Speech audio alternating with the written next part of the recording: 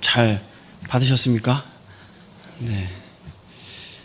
하나님의 은혜 가운데 유초등부 여름성경학교가 잘 마무리되었습니다. 아까 담임 목사님께서 광고 중에도 말씀하셨지만 기도로 또 물질로 여러 가지 헌신으로 도와주신 여러 모든 성도님들께 다시 한번 감사의 말씀을 드리겠습니다. 이번 성경학교를 통해서 우리 유초등부 아이들이 조금 더 주님의 모습을 닮아가고 또 이번 성경학교 주제처럼 예수님 안에서 하나 되는 모습들 조금 발견할 수 있었습니다. 네. 아이들이기 때문에 쉽게 잘 한 번에 변하지는 않습니다. 하지만 콩나물 시루에 물을 부으면 물이 다 밑으로 빠지는 것 같아도 어느덧 콩나물이 자라는 것처럼 우리 아이들에게 하나님의 말씀이 물처럼 성령의 담비로 내린다면 겉으로 보기에는 변하는 것 같지 않던 아이들도 어느 순간인가 의젓하게 자라나서 온전한 신앙인으로 성장할 줄로 믿습니다. 그렇게 성장할 수 있도록 많은 성도님들께서 늘 관심 가져주시고 또 기도로 후원해 주실 수 있었으면 좋겠습니다. 오늘 제목 주보 보시면서 아마 눈치가 빠르신 분들은 하신 분들이 계실 겁니다. 물론 선생님들은 다 아시겠지만 오늘 말씀의 제목은 이번 성경학교 주제였던 예수님 안에서 우리는 하나라는 것입니다. 오늘 오전에 우리 유치부 선생님들이랑 같이 잠깐 동안 지난주 우리 유치부 성경학교 평가회를 했었는데 그때 나왔던 공통적인 의견이 무엇이었냐면 주제가 너무나 좋았다라는 겁니다. 주제 선정이 너무나 잘 돼 있었던 것 같다. 우리 사회에 너무나 필요한 그리고 우리 아이들에게 너무나 중요한 그러한 내용이었는데 참 교재를 만드는 곳에서 이러한 주제를 너무나 잘 캐치해서 선정한 것 같다라는 이야기들을 서로 나눴었습니다.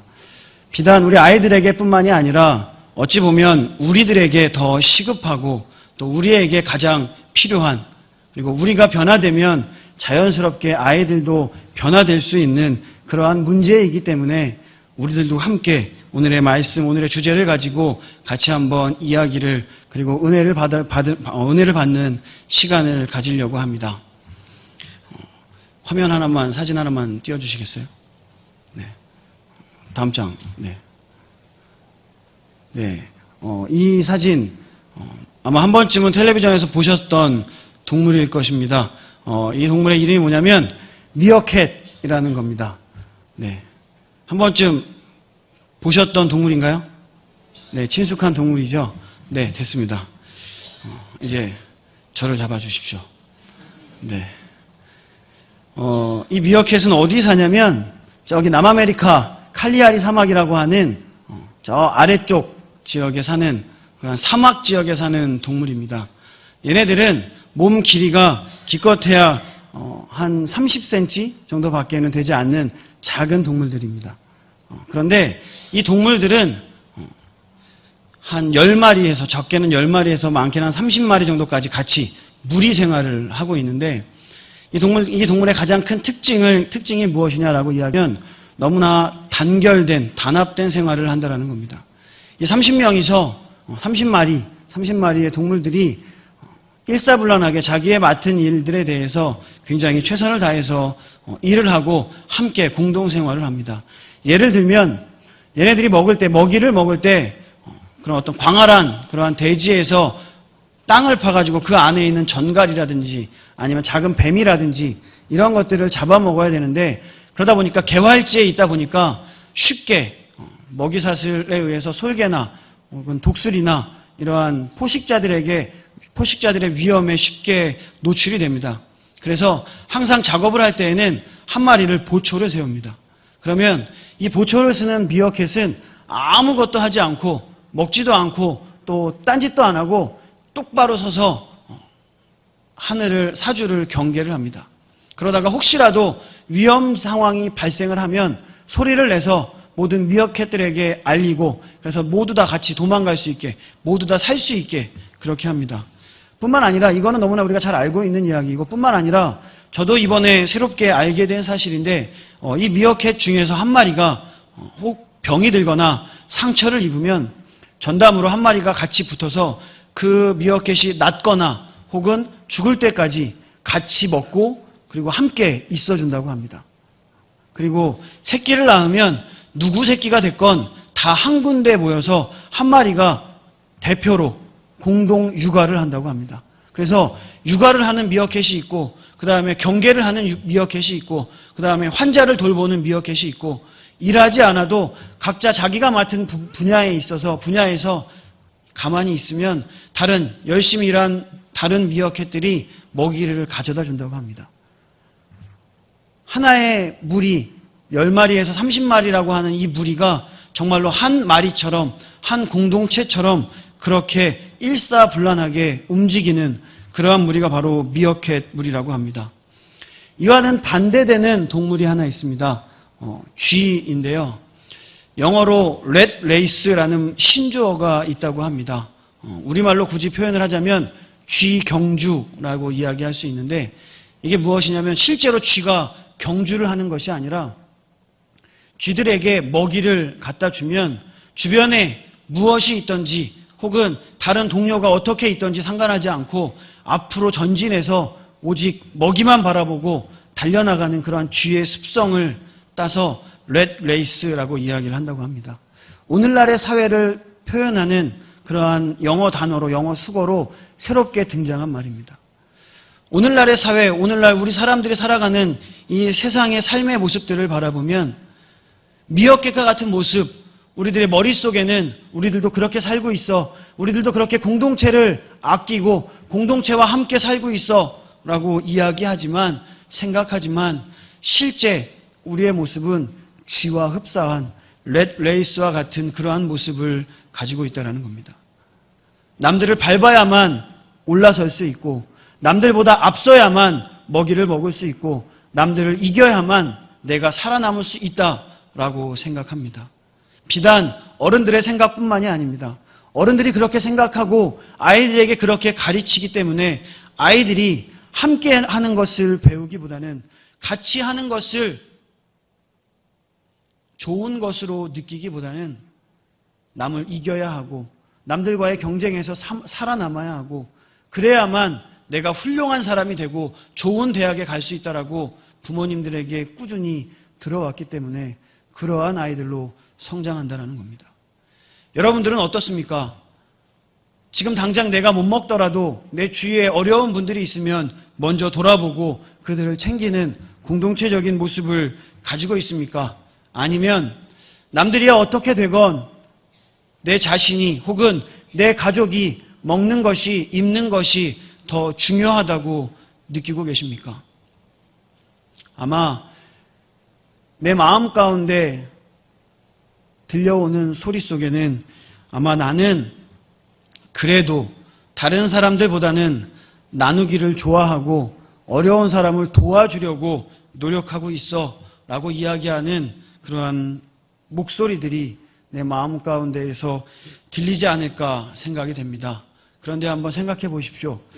그 말씀이 그 나의 마음 가운데서 나오는 그 말이 정말 나의 모습인지 아니면 내가 원하는 내가 바라는 내 머릿속에 이상적인 나의 모습인지 생각해 보시기 바랍니다.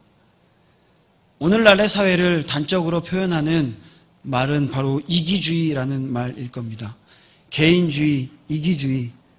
다른 사람을 생각하는 것이 아니라 나 혼자만, 나만 나를 중요시 여기고 그리고 나를 사랑하는 문화가 너무나 강한 사회, 그것이 바로 개인주의 사회이고 이기주의 사회다라고 이야기를 합니다. 아이들을 보면 함께 하는 것에 대해서 굉장히 부담스러워하는 아이들을 많이 봅니다. 부담스러워하는 이유가 무엇인지 봤더니 나 혼자 하면 훨씬 편한데, 나 혼자 하면 잘할 수 있는데, 나 혼자 가면 쉽고 빠르게 갈 수 있는데 옆에 있는 애랑 같이 가면 기다려줘야 돼요. 옆에 있는 애랑 같이 가면 힘들어요. 옆에 있는 애랑 같이 가면 느려요. 그게 바로 이유입니다.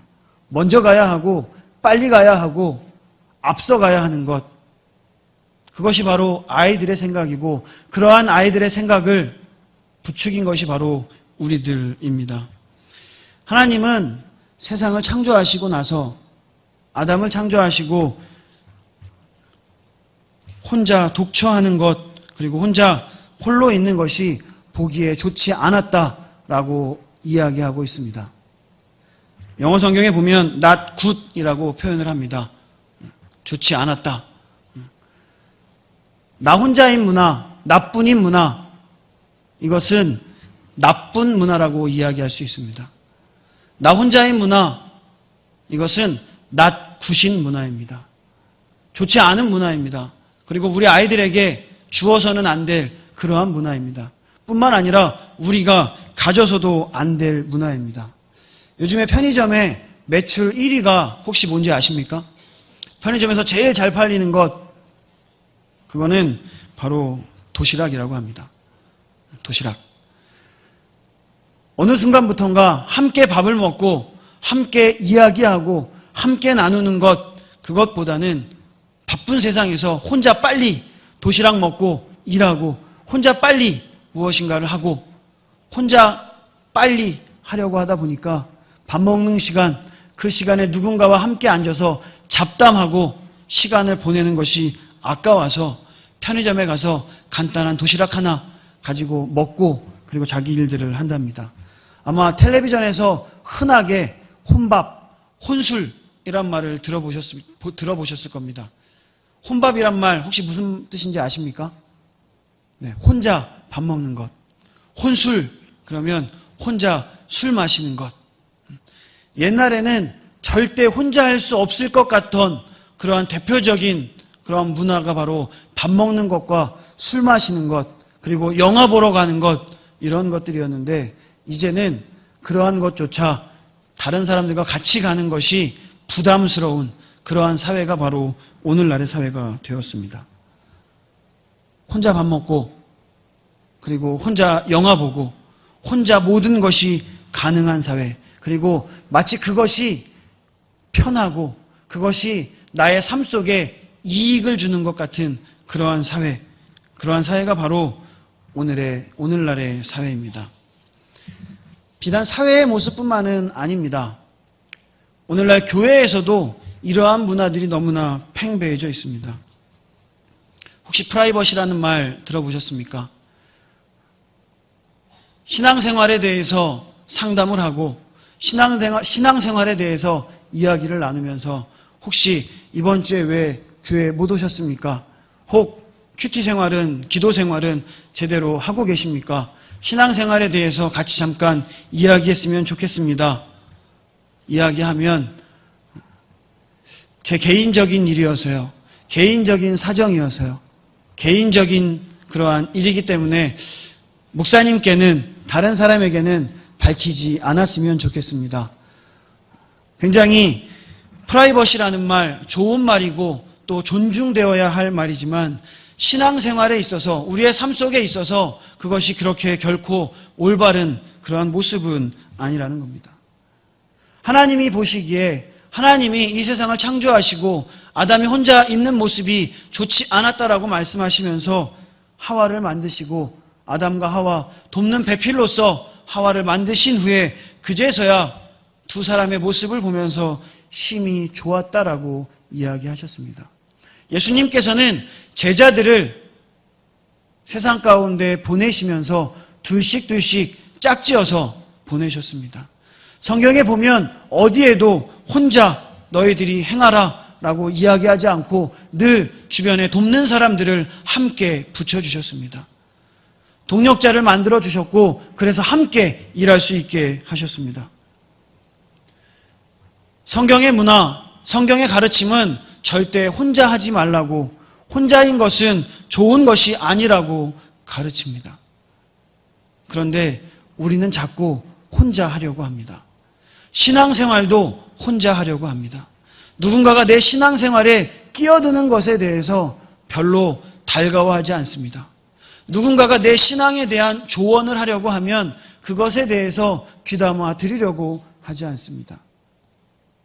교회에 와서 다른 사람과 관계를 맺고 하는 것이 마치 내 시간을 빼앗기고 내가 누군가와 친해지고 교회에서 사람들과 교제를 하면 교회에서 봉사도 해야 되고 교회에서 다른 예배에도 참석해야 되고 내 시간을 빼앗긴다고 생각을 합니다.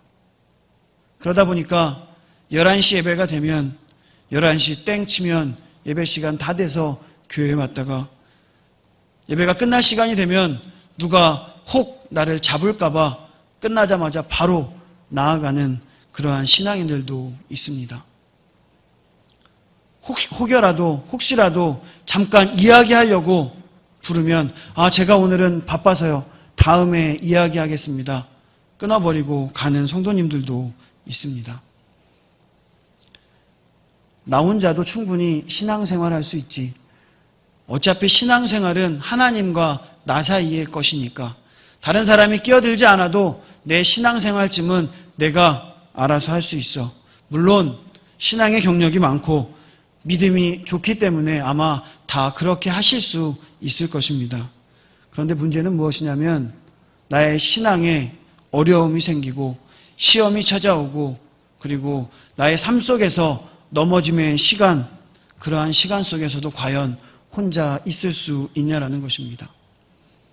아까 제가 얘기하면서 아이들에게 왜 함께하지 않냐고 물어봤을 때 그 아이들의 대답이 공통적으로 나오는 대답이 바로 그거라고 이야기했습니다.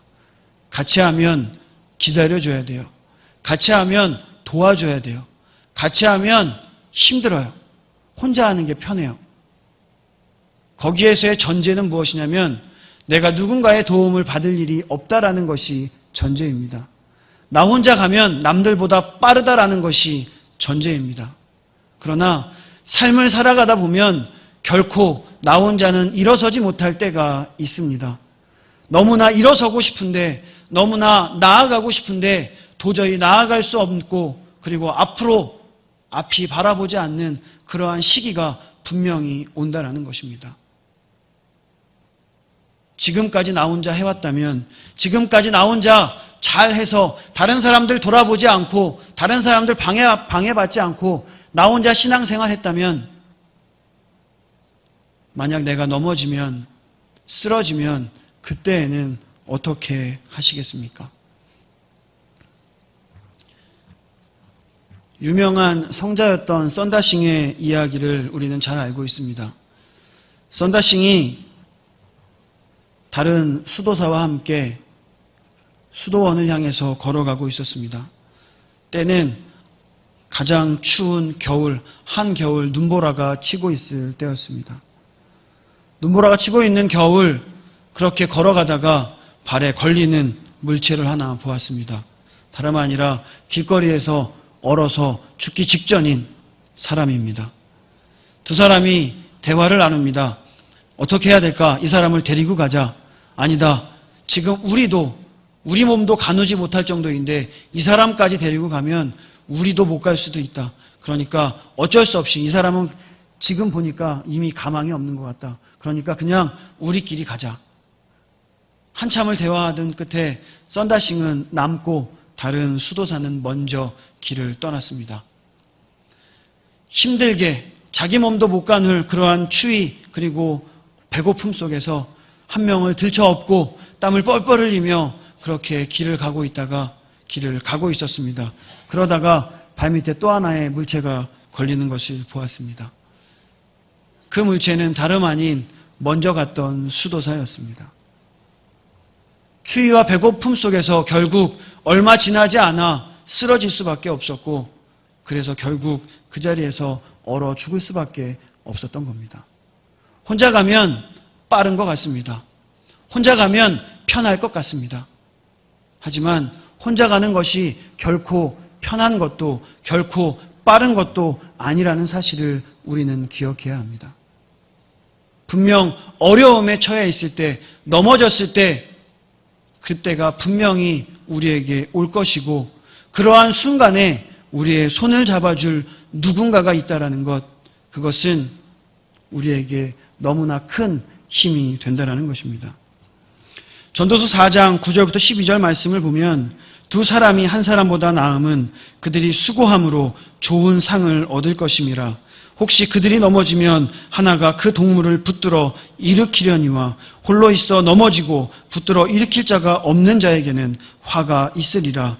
또 두 사람이 함께 누우면 따뜻하거니와 한 사람이면 어찌 따뜻하랴. 한 사람이면 패하겠거니와 두 사람이면 맞설 수 있나니 세 겹줄은 쉽게 끊어지지 아니하느니라. 전도서의 주제를 우리는 흔히 헛됨이라고 이야기합니다. 인생의 헛됨. 하지만 엄격하게 이야기해서 전도서의 주제는 헛됨이 아니라 헛된 인생 속에서 헛되지 않게 살아가는 방법입니다. 솔로몬은 전도서를 통해서 이 헛된 세상 가운데에서 우리가 어떻게 하면 헛되지 않은 인생을 살 수 있냐? 첫 번째는 바로 하나님과 함께 하라는 것입니다. 하나님과 함께 할 때 그 인생이 헛되지 않는다라는 겁니다. 그리고 두 번째가 바로 형제와 함께 가라는 것입니다. 혼자 가는 것, 그것보다는 형제와 옆에 있는 사람과 함께 갈 때 그것이 진정 이 세상을 헛되지 않게 갈 수 있는 방법이라는 겁니다. 사랑하는 성도 여러분, 과연 여러분은 혼자 나아가고 있는 그러한 신앙생활을 하고 있습니까? 그것이 빠르다고, 그것이 편하다고 그렇게 살아가고 있지는 않습니까? 다시 한번 내 삶을 되돌아보시기 바랍니다. 하나님께서 원하시는 공동체의 모습, 하나님께서 원하시는 바른 신앙인의 모습, 그것은 혼자일 때가 아니라 함께일 때입니다. 하나님께서 여러분들을 우리 충무중앙교회에 보내주신 이유, 그것은 우리 충무중앙교회에서 함께 신앙생활 하라고 보내주신 것입니다. 이 안에서 나 혼자 개별적으로 신앙생활 하라고 우리 교회로 불러주신 것이 아니라 함께 하라고, 함께 도와주고, 함께 서로 힘을 보태주고, 어려울 때 세워주고, 격려해주고, 일으켜주고, 그리고 사랑하라고 우리 교회 가운데 여러분들을 보내주신 것입니다. 우리 주일학교 친구들에게 예수님 안에서 우리는 하나라는 주제로 이야기하면서 첫 번째로 이야기한 것이 무엇이냐면 우리는 하늘 가족입니다 였습니다. 우리는 모두 다 하늘 가족입니다. 그리고 우리는 모두 다 충무중앙교회의 가족입니다. 우리는 남남이 아니라 서로 다른 사람이 아니라 한 가족입니다. 가족이라면 돌아보는 것이 당연합니다. 가족이라면 서로 이끌어주는 것이 당연합니다. 가족이라면 내가 조금 손해보더라도 함께 가는 것이 바람직한 것입니다. 조금 멀더라도, 조금 돌아가더라도, 조금 손해보더라도 함께 할 수 있는, 함께함으로 우리 교회를 더욱더 든든히 세워갈 수 있는 그런 귀한 주님의 자녀들이 되시기를 주님의 이름으로 축원을 드리겠습니다. 기도하시겠습니다. 사랑이 많으신 아버지 하나님, 때로는 혼자인 것이 좋을 때가 있습니다. 때로는 혼자일 때가 더 편할 때도 있습니다.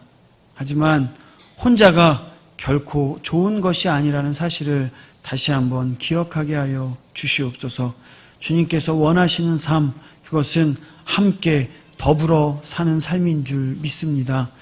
함께 살라고, 더불어 살라고 주님께서 우리들을 우리 충무중앙교회 가운데 불러 모아주신 줄 믿습니다. 서로서로 돌아보게 하여 주시옵소서. 서로서로 사랑하게 하여 주시옵소서. 서로서로 격려하고 세워주게 하여 주시옵소서. 그래서 주님 보시기에 아름다운 모습으로 늘 든든히 세워져 갈 수 있는 그런 귀한 교회 될 수 있도록, 또한 귀한 성도님들 될 수 있도록 주여 축복해 주시옵소서. 주님께서 함께 해주실 줄 믿고 감사드리며 예수님의 이름으로 기도드렸습니다. 아멘.